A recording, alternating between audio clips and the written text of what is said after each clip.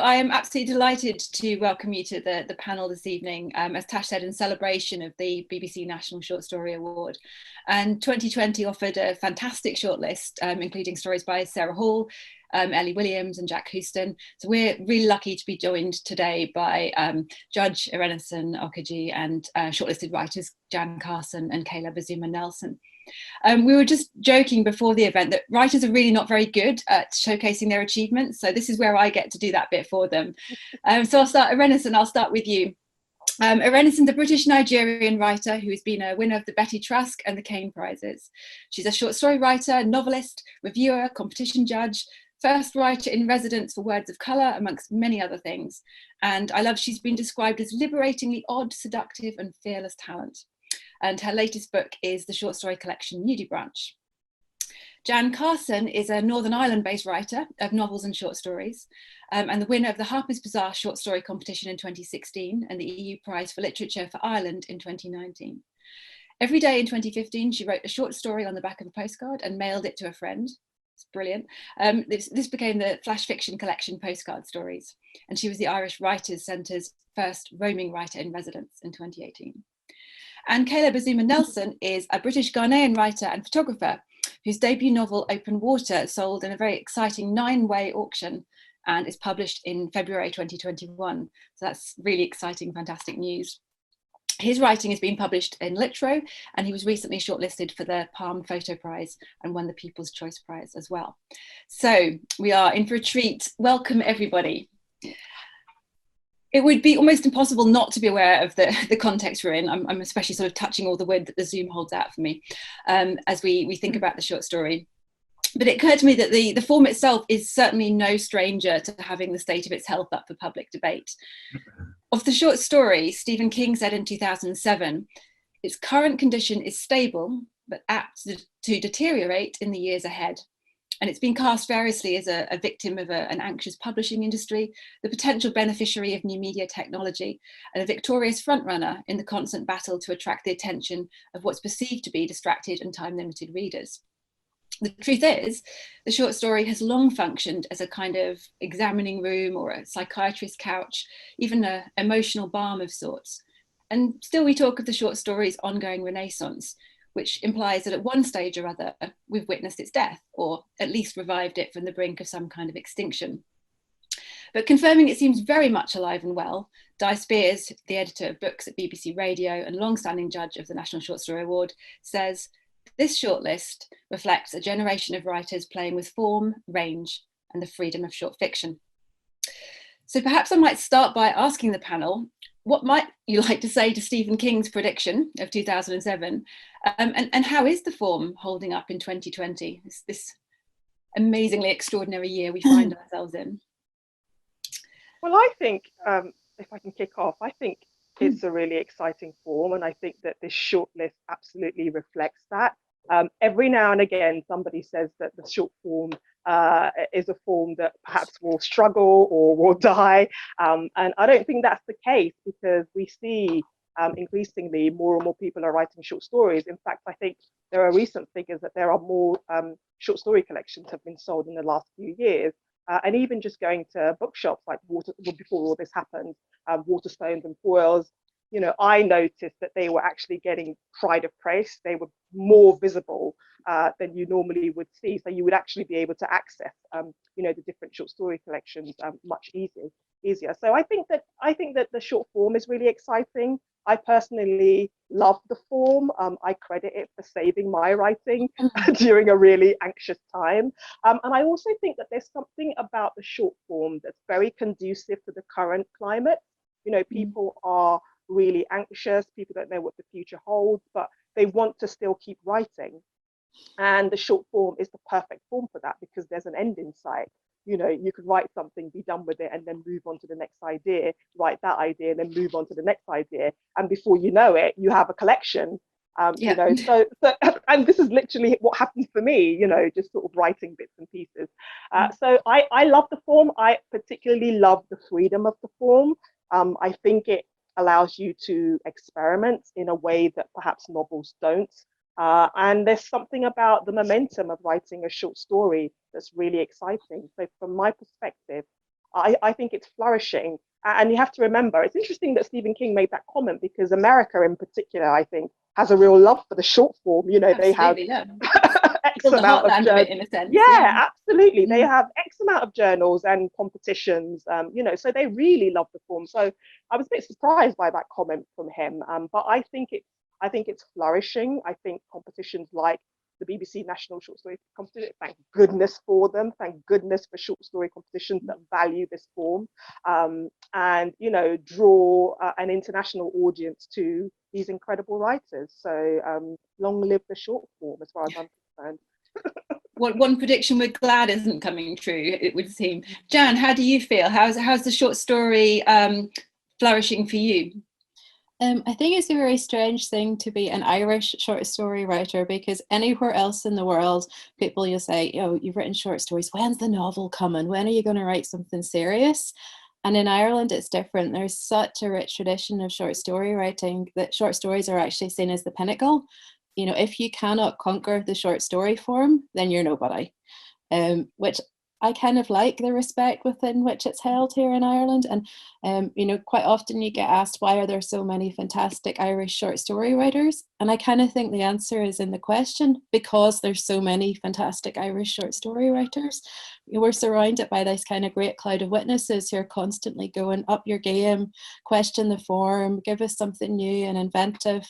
And it's a wonderful community and atmosphere to be writing in. And I echo what Irenosen has just said.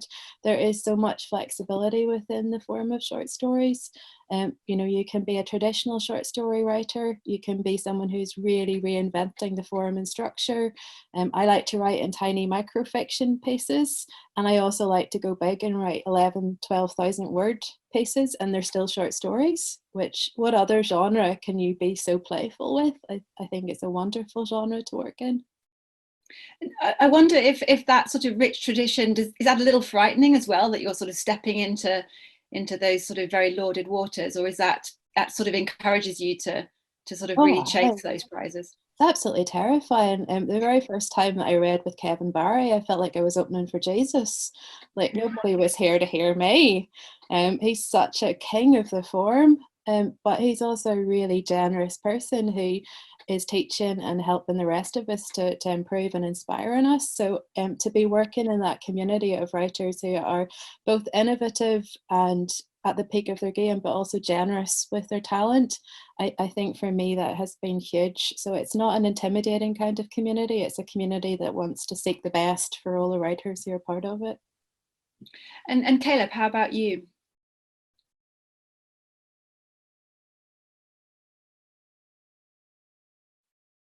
Caleb, how is the short story treating you in 2020 in this sort of impossible year to chronicle?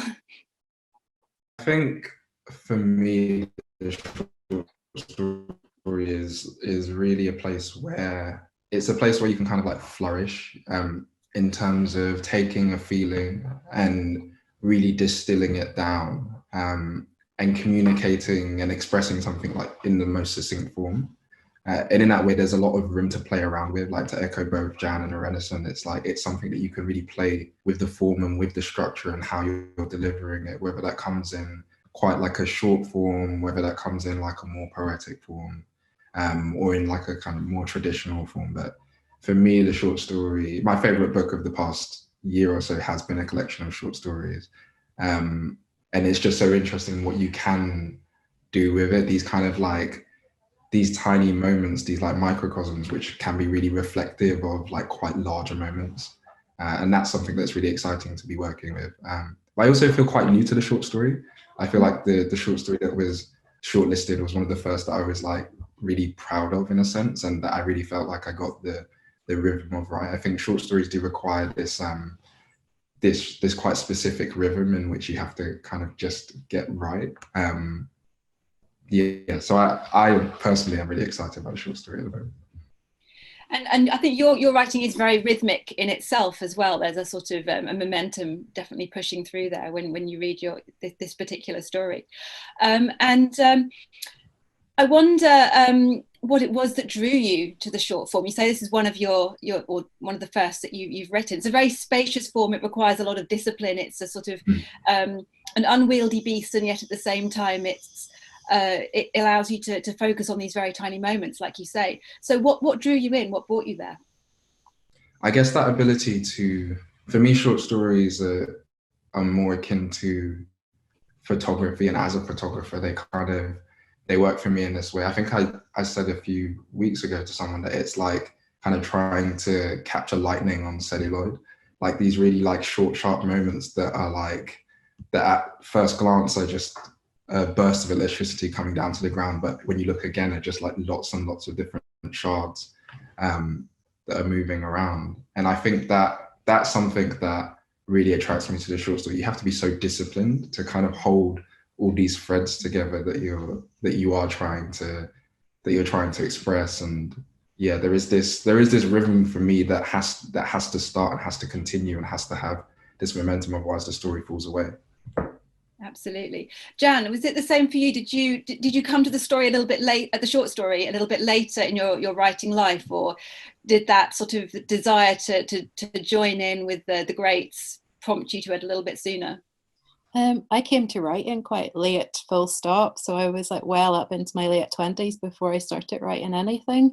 And at that stage, I was very much writing in the margins. So I was doing a full-time job and a master's in something that was not related to writing. So I literally was getting these little moments to write in, and the short story fit it in really well with that. That I could, for a stage, I was working in a terrible shopping mall in Ballymena in Northern Ireland, and I wrote in my coffee breaks in the coffee island. So short stories worked well because they were quick and they were snappy. And then increasingly, as I moved into novels, short stories became cul-de-sacs for me. I am terribly, terribly easily bored. And within novels, I would constantly be coming up with distractions. And my editor will tell you that if I don't put them somewhere else, they become these kind of cul-de-sac subplots in the novel. So I would whip them out and go, right, that's going to be a short story. And it'll not distract from the plot of the novel. So quite often I've got a novel and some short stories on the go at the same time because they talk to each other a lot. Yeah.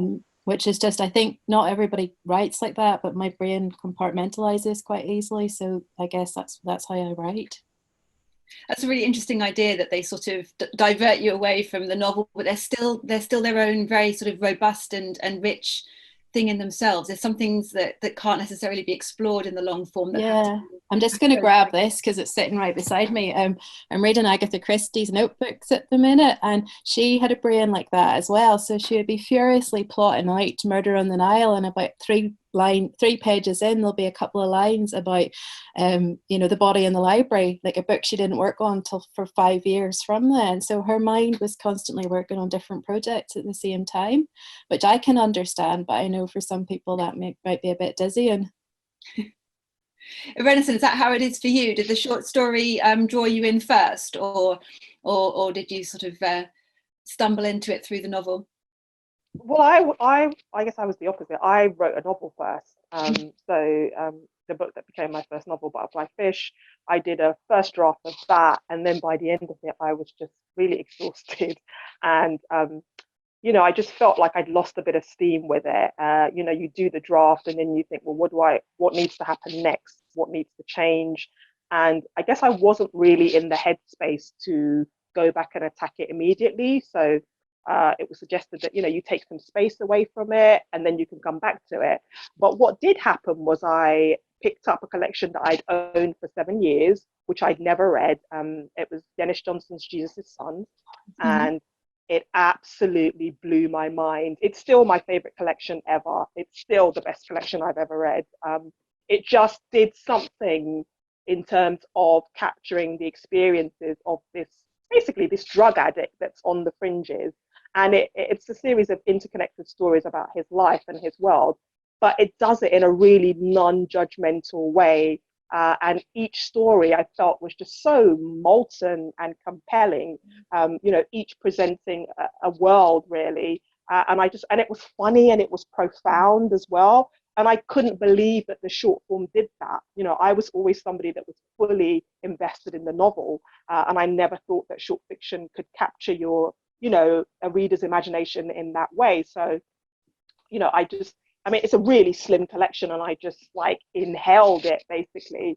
And I thought, this is really cool. I want to start writing short fiction. So I really actually credit him for my like discovery of short fiction. And then of course, I started reading people like ZZ Packer's Drinking Coffee Elsewhere, which also blew my mind, because that was about the experiences of Black American women and young Black girls. And I hadn't seen myself reflected in British fiction in the same way. But it was also like wonderful, and also just, you know, she was so young at the time. I couldn't believe like the level of craftsmanship in those stories. So I read her work, and of course I read Raymond Carver as well, you know, the classic sort of technician in terms of writing short stories. And I started writing my own stories while I took a break from the novel. But what I found was it was such a feverish process for me, and almost an addiction, because I thought, wow, you know, you can have an idea, you can realize it, and then feel like it's a kind of reward for finishing it. Whereas with the novel, it was like a fight to finish. You know, you get halfway and you're sort of in this tiny boat all at sea, and you're thinking, how do I get to the end? So short fiction, I felt, really invigorated me. And I think I credit it with being the experimental writer that I am today, because it was through short fiction that I really started experimenting with ideas in terms of theme, in terms of language, in terms of form. And it gave me the freedom to do that. So once I'd written the short stories, I was able to go back to the novel with a real kind of sense of urgency. And yeah, I really then enjoyed working on the novel. So I feel like they kind of complement each other and feed into each other, like its own sort of unique ecosystem. So that's Absolutely. My experience and take on it. I think there's something about the fact that the end is almost sort of in your mind in the very first line, isn't it? With the short story, that's quite an addictive process, that you know that you're going to find it quite soon, rather than the novel, where it's very much delayed gratification in some ways. As a writer, I think we never forget our first short story either, the one that we read and changes us. Carver for me, for sure. I think this would be a lovely moment to actually hear some of the stories. So I'm wondering, Caleb, if we might start with you and your story, Prey. Yeah, of course. Thank you.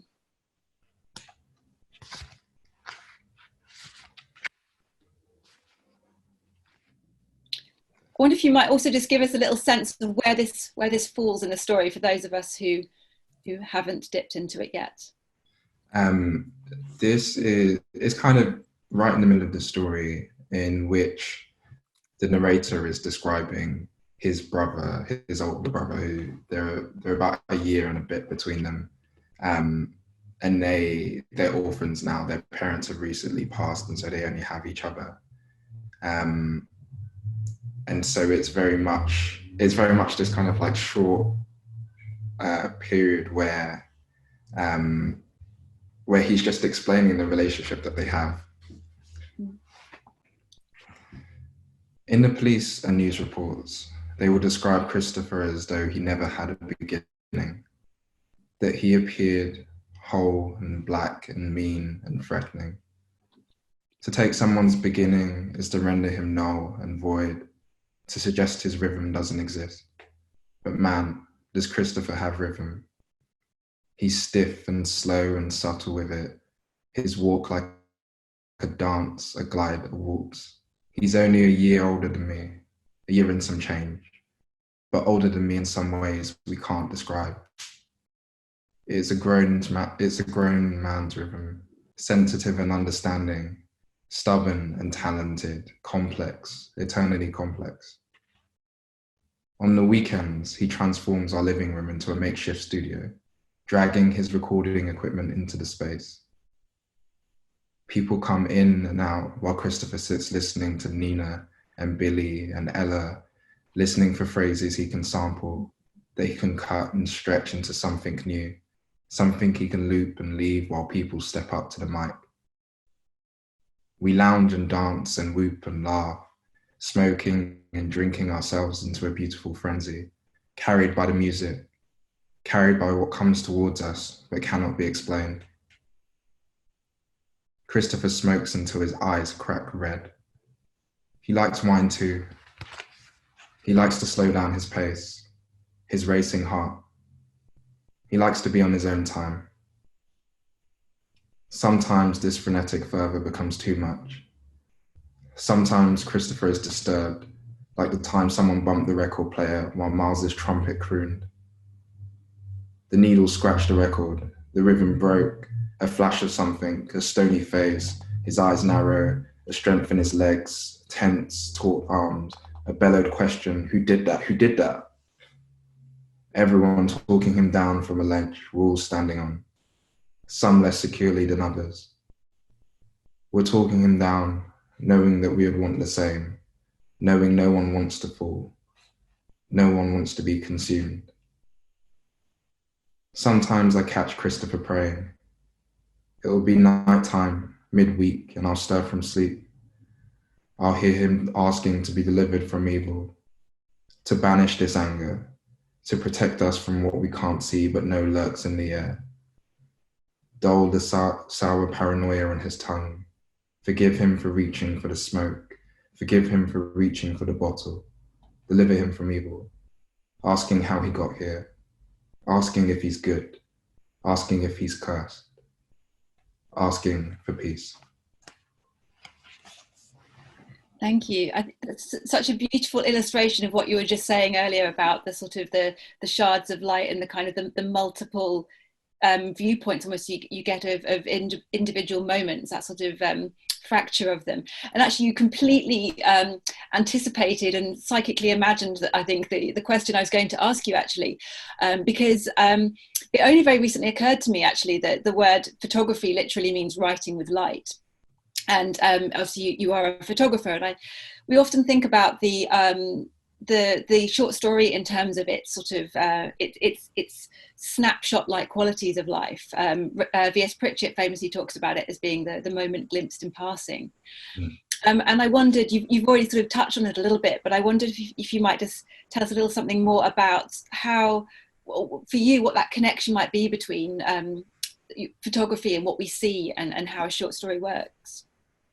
I guess for me, like, a short story will start from a feeling, and it will kind of be like something that just like burns at me, or is like really like itching at me, and there's a desire to express that, and then I start to see how that might be expressed like in quite image-like ways. So a lot of the time when I am writing specifically short stories, actually, I do feel like I'm transcribing photographs in a way, and kind of seeing these different moments in which, I guess, in Prey, I'm exploring this idea of being seen, and of how one might want to be seen, or how they are perceived, and I'm exploring this idea of freedom, and of desire, because I guess like a prayer is just like reaching towards something that you desire, and I think it was really important for me to show these like different scenes throughout the story in which like the young men and women are like reaching towards things that they desire. So kind of sitting around just like plotting in the park, like reaching towards just being free in the summertime. Or when there's a scene in which the brothers leave the memorial service for their parents and go to a music performance that one of the brothers is doing. And that's a moment in which they're trying to be free from their grief, or just trying to express it in a different way. And so for me, like the two things are like just like hand in hand. Like I kind of, they appear to me like photographs, and I just feel like I'm like kind of working towards a language to then express what I can see and what I can feel. I love that idea of transcribing a visual form into something written. It sort of seems impossible, and yet that's where the short story is such a brilliant form. Thank you. Jan, it'd be lovely to hear your story now. In the car with the rain coming down. Yeah, I'll just give you a wee tiny bit of context. We are in a car. Most of the story takes place in a car. In the front, we have Buff driving, and his wife, Vicky, who's just accidentally told all of the siblings in the back seat that they're pregnant after a very long time waiting for a baby. I glance over at my husband. He's watching the young ones. He still has an eye on the road, the others trained on the rear view mirror. He's holding the steering wheel carefully with both hands. He is smiling. Buff's not given to shows of emotion, but I can tell he's made up right now. We've not discussed how the announcement will play out. We don't want a big fuss. Neither of us enjoy being the centre of attention. Still, it's great to see how excited the backseat contingent are. The baby's a big deal for us. We've been waiting a long time for it. By waiting, I mean trying. By trying, I mean doctor's appointments and schedules, prescriptive sex, and 4 months of 4 rounds of IVF. We spent all the money we were saving for the loft conversion and the conservatory and the new kitchen. It has been worth it though. The minute those wee lines appeared on the test, I knew it had all been worth it. I won't forget that morning in a hurry.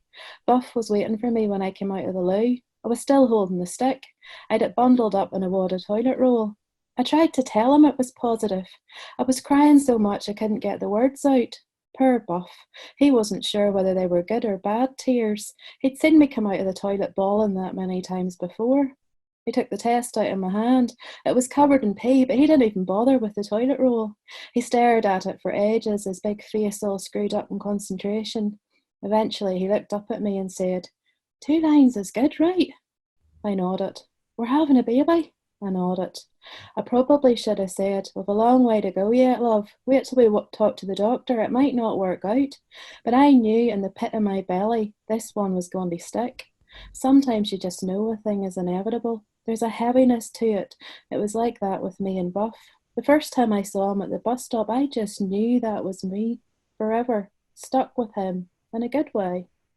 We were 16 when we started going out. We're 34 now. Shouldn't have taken so long to get to this point, but nothing's ever come easy to us.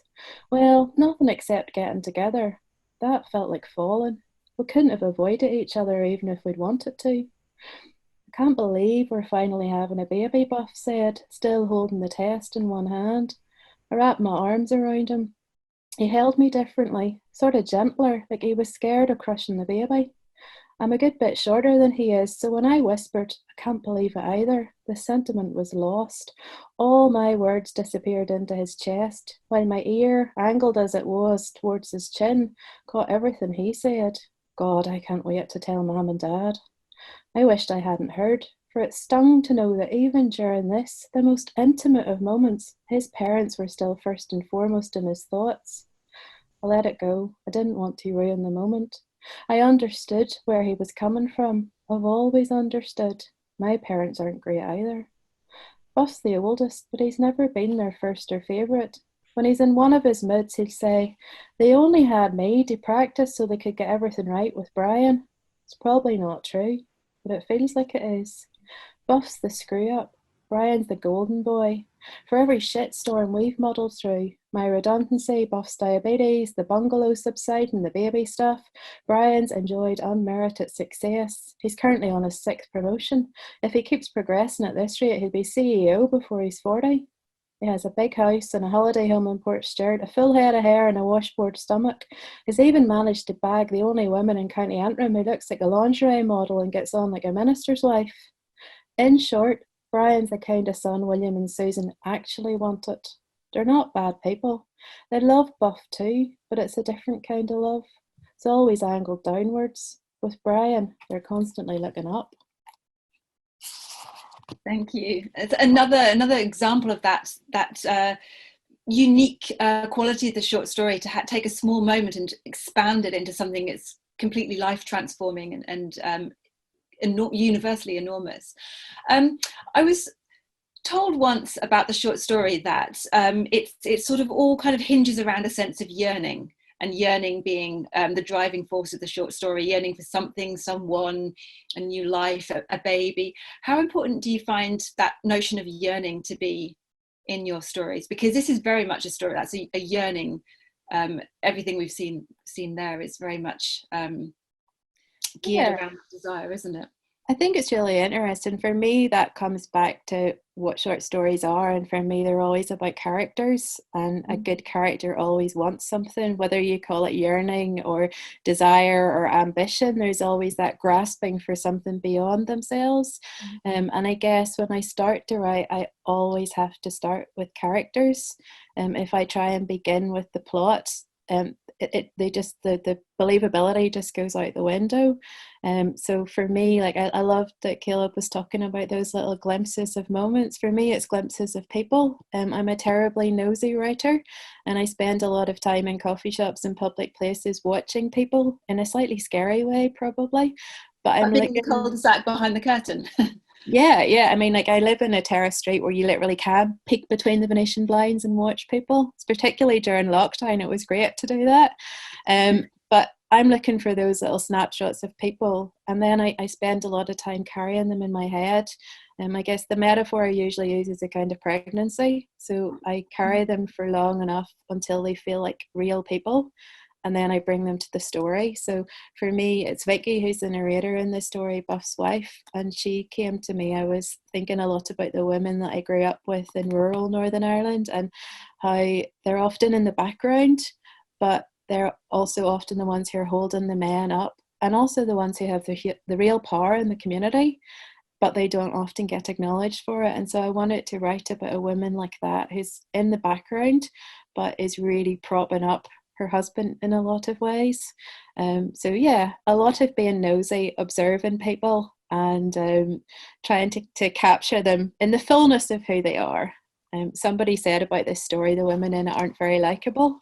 And I kind of take that as a compliment, because I don't think women have to be likable in a story like this. I think they're complex and they're interesting, and they don't have to prove themselves to anybody.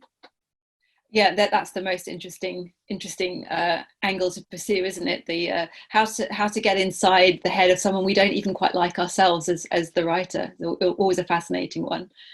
Thanks. So Irenosen, we'd love to hear your story as well. And this is from Nudibranch, isn't it? Yeah, it's from the new collection. So I'm going to read actually from the title story, Nudibranch. And just to give a little bit of context with this story.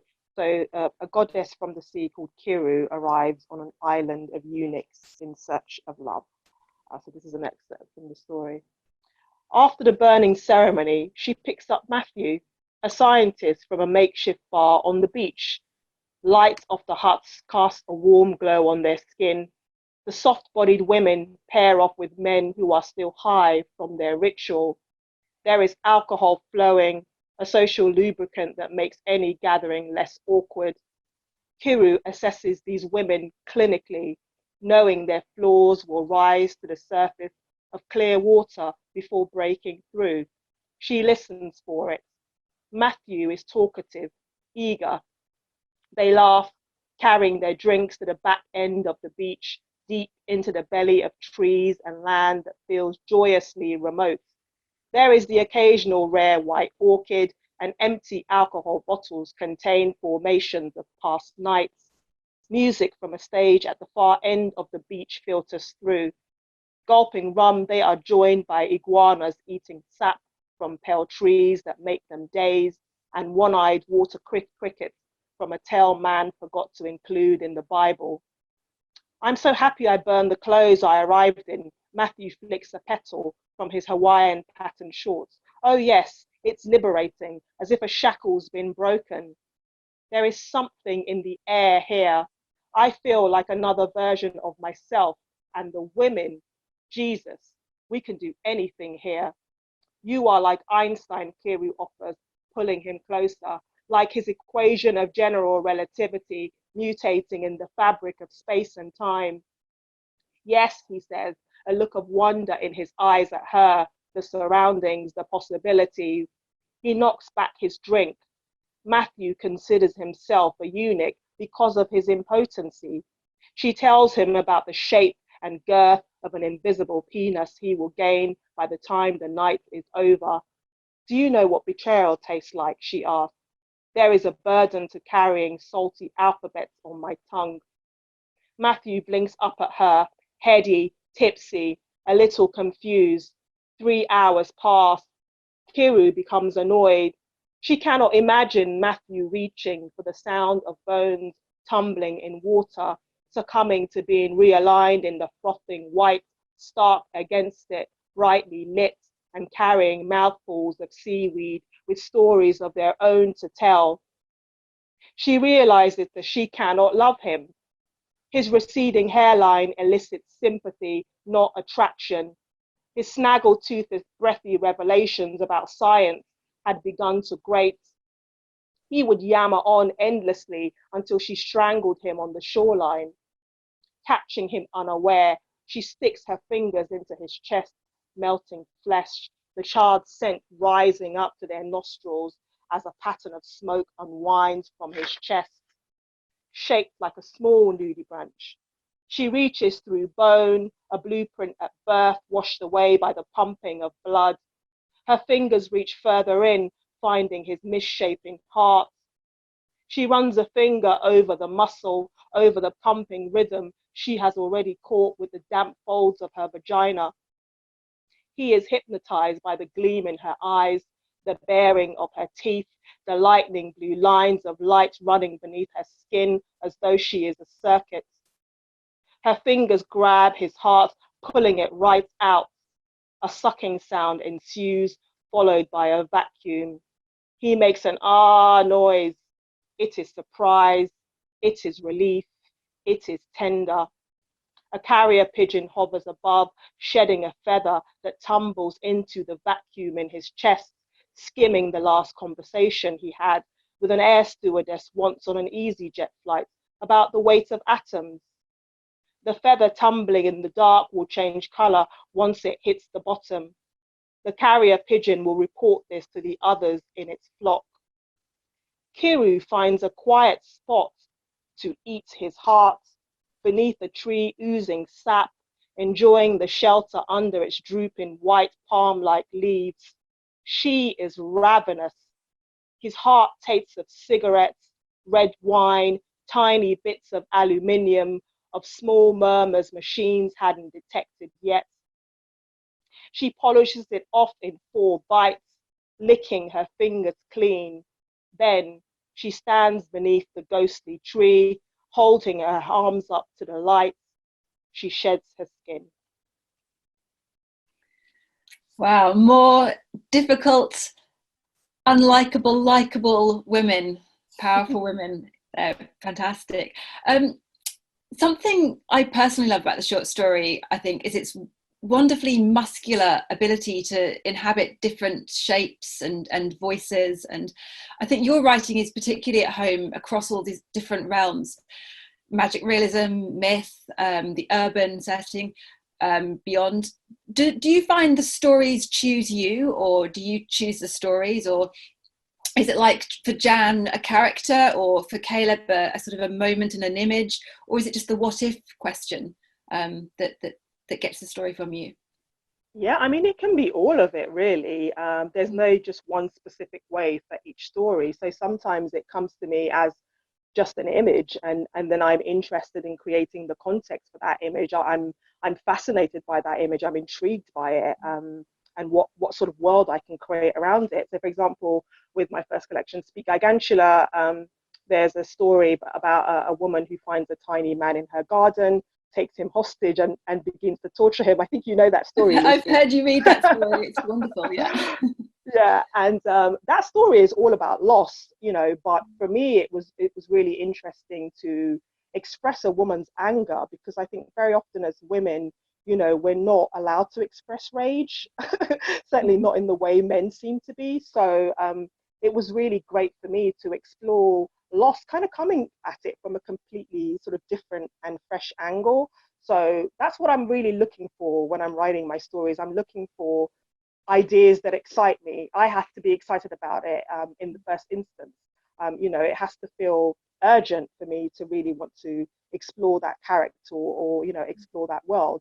And then I find that I'm just really excited to kind of get going and get cracking. So it just depends. Sometimes I have the idea, sometimes I have the last line, like the last sentence. And that's also quite nice because you're leading up to something. You know, I have the first sentence and the last sentence, but I don't know what's going to happen in the middle. And for me, that's really fun. You know, writing is a space of play. It's like it's a space to enjoy, you know, the form. So when I'm writing short stories, I want to be excited because I think that shows in the writing. I want to be surprised because I think that shows in the writing. And if I'm surprised and if I'm excited, then the reader is. If I'm bored and it feels like a drag, then the reader is bored. So all of that, I think, comes into play. So I'm constantly looking, you know, even sometimes just a bit of a conversation as well can give you an idea, you know, like being in a cafe and, you know, and seeing, I mean, I once was in a cafe and I was watching this couple and I could tell it was their first date, you know, when you can just tell like by the excitement and the body language. And that was really fascinating, sort of just watch unfold. And I thought, that would be a really interesting scene to kind of incorporate into a story. So you get ideas certainly from everywhere. I mean, I know I do. And I'm sure it's the same for both Jan and Caleb too. There's people wandering around who have no idea they're sort of nestled into a short story somewhere. And I think that's one of the exciting things about it, isn't it? Like we were saying, that you can, this sort of, the fact that the end is in sight and the fact that you can complete a short story and move on. There isn't time to get bored, hopefully. And whatever world we discover for a few weeks or however long it takes to write the story, we can transform into a completely different world the next time. So there's a very sort of, it's very, very versatile in that sense. We can go to lots of different places with the form. I'm wondering, Corey, is it a nice point now to pick up on some of the audience questions? I've seen them popping up throughout. I turn over to you for a moment with those questions. For sure, yeah. So just to remind everyone, if you have any questions for the panelists today, to use the Q&A tab at the bottom of your Zoom window. The first question is for Caleb. The participant writes, he writes with such vivid and gorgeous prose, incredibly moving. I really enjoyed the pockets of jazz instrumentals that were featured in the production of Prey, and the presence of different artists that were intertwined in the piece itself. I'm interested to hear more about the different ways that music informs his approach to storytelling.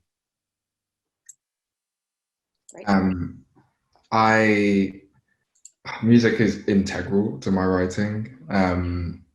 It, like, from the point of actually like writing and listening to music while I am writing, to the point of actually kind of trying to weave in different references, because it's kind of like, as I imagine these characters, I imagine like these people like having music like as part of their lives. But then there's also this idea of like, I'm a big hip hop listener, and there's this idea of like sampling, in which like you kind of like would cut something and then take it and then like maybe repeat and loop it. So that also informs how I work as well. There's like loops and refrains just keep like popping into my work, and I notice it's something that like is continually going on.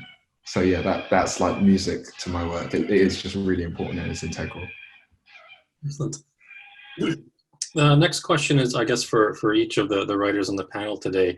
Do you write short stories in full before moving on, or do you have more than one on the go at the same time? I wonder, Jan, maybe if we could start with you.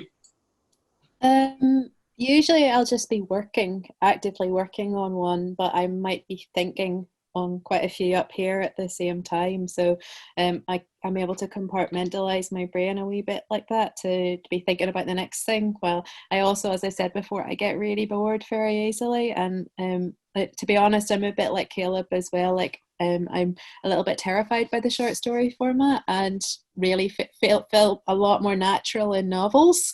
So I'm mostly a novelist, and there's a point about 40,000 words into every novel where you just get fed up with the book that you're working on and you can't wait to write the next one.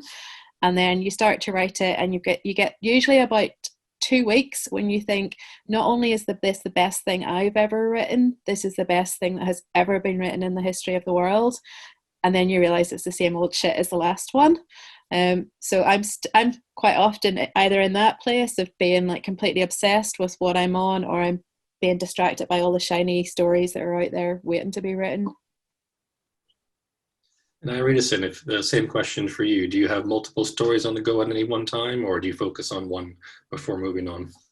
No, I focus on one because there's a real sense of urgency when I'm writing it. So I just kind of just like want to get it done before I forget, like, you know, the ideas I have about it, or lose the threads. I'm always like slightly anxious that I'm going to lose the thread. So I tend to, when I'm working on a short story, write it, you know, over a period of a month or two. But while I am working on that story very intensely, I usually have like ideas for other stories. So that's quite a nice thing. I'll write those ideas down in my little ideas book. And that's like something to look forward to. You know, it's quite a nice feeling. It's like, oh, I'm working on this story, but other things are coming. But wait, I can't write them while I'm writing this one. You know, so kind of have to finish that one first. Aren't they? Yeah, but it's lovely. I think that's quite a nice thing when that happens. So yeah, I'm not complaining. I don't think that I could work on gosh, like maybe multiple things at the same. What has been good actually, like when working on the novel, is, you know, to get commissioned to write maybe a short story. Like Jan was talking about getting really fed up of the novel. That is very true. I can confirm that. You just get sick to the back teeth of it, unfortunately. So what's really nice is when someone commissions you to like write a short story for an anthology or something, and you go, "Ooh, a break from the novel. This is really exciting." And then you work on that story, and then suddenly you feel happy to go back to the novel because you've created this whole other sort of miniature world, and then you can go back to the novel like with real excitement. So that's quite. I'm really waiting for that to happen, Irenosen. Like, it will. It's going to happen. It's definitely going to happen. So that's quite nice. Same question to you, Caleb. Do you have multiple stories going at one time, or do you focus and then move on? No, it's one at a time. I think, like, same as Irenosen, there's such an urgency to like whatever story I'm working on that it often comes out really quickly. Like I wrote Prey in like a day and a half because I just like needed to get it out of my head. It had been at that point where, like Jan was saying earlier, like it had just been like pregnant for so long, and I was like, it has to emerge. It just has to come out. So yeah, I can't, like, if I'm like hopping between stories, I kind of feel like the feeling, whatever I'm trying to express, just becomes a bit diluted. So I try to focus on one at a time. In that sense of spark of inspiration, do you write the plot first? Do you have a plan for where the story is going to go, or do you just dive right in? I tend to go with like on faith. Like I will just have a blank page in front of me and trust that like we'll get to where we need to at the end of that, which is always such a daunting process, but does, I guess, like really excite me and really enliven me. And it's something that I really enjoy about writing. But there are some days where you look at a blank page and you're like, okay, we've got to write some sentences today. So yeah, but most of the time I'm kind of like, there's the moment that I've been holding on to, and I will just map on from there. And Irenosen, is it the same with you? Do you have the inspiration and let the page go, or is it more inspiration equals plan and then moving on? Oh, I'm like the opposite of plan. I don't think I can plan to save my life. And you can probably, if you read my stories, they're very much sort of on instinct. And I think that lends itself very well to the sort of writing I do, which sits in between spaces and in between genres. And I think that's really exciting for me. The fact that you can't quite easily pigeonhole the work because it's just like multiple things all at once. And then sort of accidentally writing across genre as well, and that's really quite fun. But I love this ability to kind of look at the blank page and then just generate something, you know, to have this like tiny little seed, and you know, before you know it, you have like a full story. I think that planning something too much for me, I mean, I don't knock it, and every writer has to find what works for them. Some people plan you know, like very specifically, and that's also fine. For me, I love the freedom of not having to do that. I love the excitement of just being able to just go with, you know, sort of go with the flow. For me, it makes it a kind of lively experience and a really exciting experience. So, and it keeps it fresh for me. I think that writing is a process of investigation. So I, as the author, I don't necessarily know everything. I don't go to the page knowing, and I don't want to go to the page knowing. I want to discover while I'm writing. So I keep the process that way for me because I think it suits the sort of writing I do. So that's how I approach it. There's something, oh, sorry, Corey. I was just going to say, it sort of speaks to that instinctiveness of of storytelling and the human condition, doesn't it? That we're storytelling animals, and we find and tell stories to make sense of things. So that sort of being guided by our gut instincts and our faith that the story will emerge seems to be quite particular to this form, rather than novels where you do need to, you sort of probably want to have a good idea where you're going, but the short story is something kind of more elemental and part of our DNA in a way, isn't it? Yeah, no, definitely. And I think that's the fun of it. Like, definitely with the novel, you do have to have some sort of structure in place. You do have to kind of know what's going to roughly will happen because you're in it for the long haul. So you can't just like do it on a wing and a prayer. But, you know, that's the contrast, I think. That's why I love like the short form so much in comparison to the novel. Also, I should say that I love the novel too. I'm currently working on one before I make it sound like I have no time for novels, which my publisher would be really surprised to hear, considering I've signed a contract with her to write a novel. So yeah, no, it's you know, they have their strengths and their differences, but that very sort of instinctive nature of, you know, listening to your instinct to tell a story. I'm thinking also about African traditions for me, which I carry, and the sort of oral storytelling that occurs, you know, that's like passed on, you know, from different generations where people didn't write things down. And when you tell it, it always changes. Like I've heard, when I hear people tell short stories back home, every time I hear it, something slightly different. And I'm like, that's the thing, didn't I hear that story like 5 years ago and so uncle told it, but this is completely different, because they're doing it, they're mutating it on instinct. And that's quite lively, that's quite interesting. So I think like we all do that to a certain extent with the short form. You know, we sort of are driven by that instinct, and you have to trust it. You know, you have to trust that the story will manifest. I think the interesting thing is, you know, when it lands on the page, is sort of the difference between how you imagine it in your head to what actually comes on the page can be quite interesting. But you know, that's all part of the fun of it. Leads to the sort of next question. And Jan, I wonder maybe if you want to see if there's anything, advice you could give to our participants around perhaps what if they don't have that moment of inspiration, and how do you get into the habit of writing? Yeah, no, that's a good one, because I would be a bit more of a plotter probably than the other two. For me, a lot of it comes with voice, and even if you don't have a huge idea of a plot, for me, mostly the first draft of a short story is getting into the voice of the character and letting them lead you, and then I'll stop and go, okay lads, what's actually happening here, and put the plot on at that point, kind of thing. Because I do feel I would kind of actually disagree a bit with Irenosen, because I think that the short story needs more tightness than the novel. There's room for flab in a novel. There's absolutely no room for anything in a short story that's not, you know, every word needs to actually mean something, and it also needs to sing as well. So I always feel that they feel more tighter and more constrictive to me than a novel. It can be a bit more playful in a novel. One of the really useful things for me, I think Lucy mentioned it really briefly at the start, I keep a notebook of little postcard stories. They're tiny, about 200 words, and I post them out to folks, and they are kind of little short stories that spring from moments, observations, things that I've overheard, and that's where ideas quite often come from. And I keep those as an index now, so I have about 1,000 of them, and if I'm ever stuck for a starting point, I can kind of flick through and go, what have I got that, you know, might inspire or spark something? And a lot of them did end up becoming much longer short stories. Excellent. And the next question is for Caleb. I was fascinated by the way that Caleb conveyed the feelings of his character. It seemed to me like he's using a stream of consciousness technique. How does he see his style?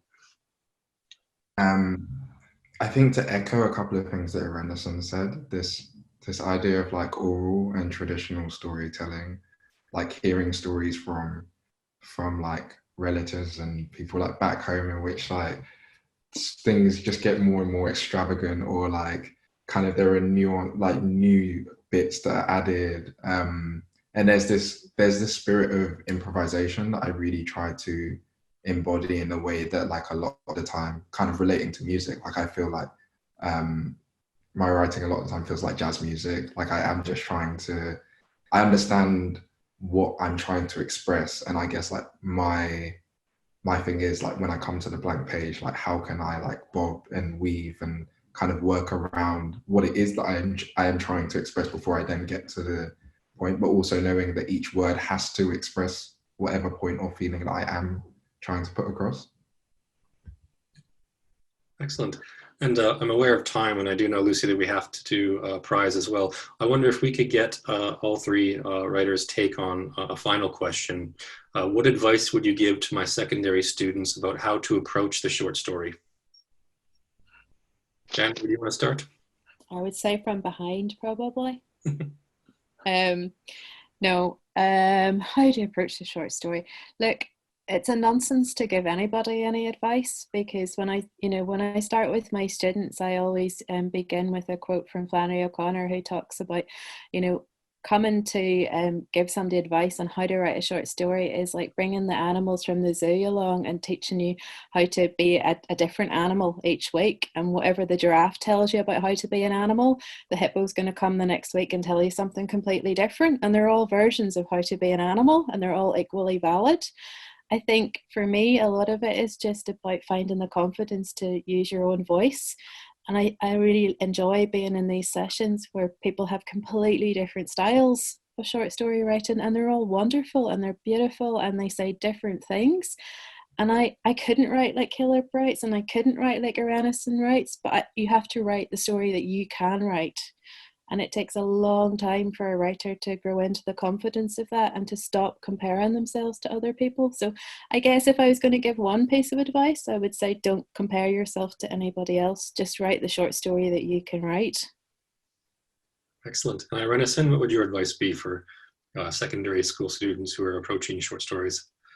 Yeah, I would say just read as many short stories as you can, or just reading generally as avidly and voraciously as possible, because I think what that does is it gives you a certain confidence in terms of imagination and being able to take that leap.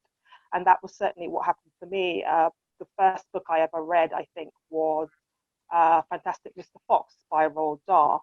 And I just loved that book so much. It was so hilarious and so funny, but also just straddled, I guess, sort of adult fiction and YA fiction, which was really interesting at the time. So from reading that book and then reading something like Matilda, I was in boarding school when I read that book, and it just really spoke to me. So I think losing yourself in literature and getting the joy out of it encourages you to want to make sense of your experiences. And if that's the case, start writing that down. And it doesn't have to be a short story in the first iteration. It could be a poem, it could be a diary entry. It could be a couple of lines of observation. So you can take those sort of small steps towards it. Sometimes people can feel a bit intimidated when they think, oh, I've got to try to write a short story straight away. It doesn't have to be the case. You can work your way up to it. So I would say just the pleasure of reading. Read as many as you can. And then hopefully that will give you that sense of language. And once you get that sense of language and you start to understand how stories work, then you're going to start wanting to play around. So I would just say play around and have fun with it. Don't put pressure on yourself. Even when you start writing, you can worry about craft a bit later on. So that's my advice. Excellent, thank you. And Caleb? I'd have to echo what Irenosen said. Reading. That's how I got into writing, just by like reading anything that I could get my hands on, and working towards a point where I realized that I wanted to like write stories in which I could see myself in. And so I guess when you reach that point, trusting your instinct and trusting your own voice. As Jan was saying, like we all write in such like spectacularly different ways, and everyone has something, everyone has like a very particular voice and something to give. And I think it's about trusting that voice when it does emerge. Excellent. And the last one I'll just put to the three writers as well. A selfish question, because I like to read and have recommendations. What was the last short story collection that you read that really moved you or really wowed you from perhaps an author that maybe people have not heard enough of? Jan, do you want to start? No, because I can't think of anything coming back to me. Oh, I'm doing a research project at the minute on dementia and fiction, and all I have done is read books about dementia. So give me a wee minute till I think what the last book that wasn't about dementia is I can think of. Irenosen, do you have something the readers can enjoy? Yeah, I mean, it's not a collection, but the last thing that I did read that really blew me away is A Tall History of Sugar by Cordella Forbes, who's a Jamaican American writer, and it's kind of a modern day fable sort of set in Jamaica, in the UK, and also the US, but the patois in it is absolutely brilliant. The patois is just badass, and I love what she does with rhythms and Jamaican language and that Jamaican landscape. It's incredible. So that's the book that I would recommend. And Caleb? It'd have to be Lot by Brian Washington. I think is a series of interconnected short stories, and they are all so brilliant. Like the voice just sings across the page, the rhythm of the stories, and they're all set in Houston, Texas, where I believe Brian is from. So they have this real like locality that I really appreciate. Yeah, I'd have to go with that. That's my new big writing crush, I think. Yeah, I'm a bit obsessed. Brilliant. And Jan, I saw you looking at your shelves there. Have you found inspiration?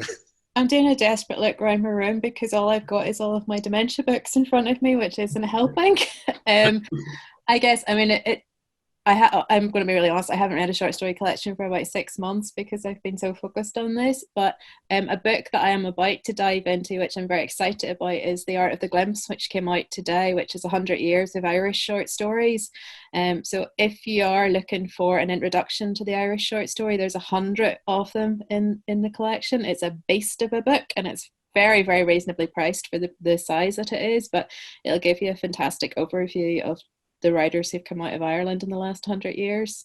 So that's a bit of a plug for that there. Perfect. And again, sorry for putting everyone on the spot.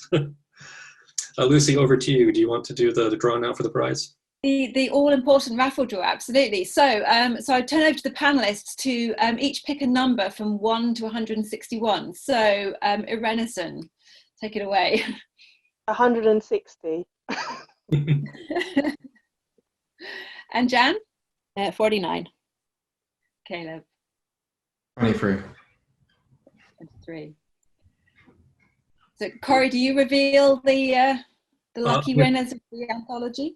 I'm going to call on my colleague Tash, Natasha, just to sort of outline. I'm pretty sure we will email the winners after the event. Tash, is that correct? Yeah, that's fine. I can read the names in case they're online.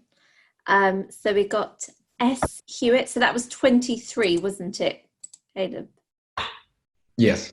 Yeah. Okay, cool. So we've got S. Hewitt. So congratulations. And then we have, I just want to make sure I'm saying this right, Chiamaka Okafor.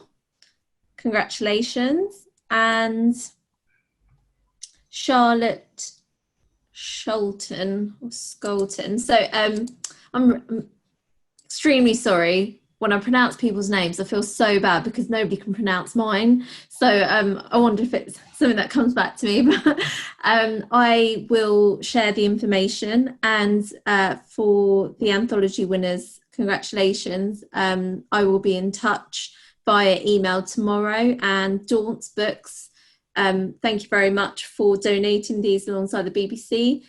They will be mailing it out on their behalf as well. So thank you. Fabulous, thank you. So congratulations to them. So just to conclude then by thanking everyone for joining us this evening. And as Jan said, 3 completely different writing styles, completely different writers, 3 very beautiful extracts that we heard that I'm sure will tempt everyone to go and read on. And I think you can still hear the shortlisted stories on the BBC Sounds at the moment. And the winner of the National Short Story Award will be announced next Tuesday on the Front Row programme from 7:15. So definitely tune in for that. And if you're interested in learning about writing short stories, anything about writing short stories, you can also explore all of the courses that we offer at the Institute of Continuing Education on our website as well. So thank you so much to the panelists, to Irenosen and to Jan and to Caleb, and also to the tech team, to Corey and Tash, and my colleague Midge Gillies, who has been waiting in the wings in case my Cornish internet didn't hold out. So I'm very relieved that it did. I was worried for most of the day about that one.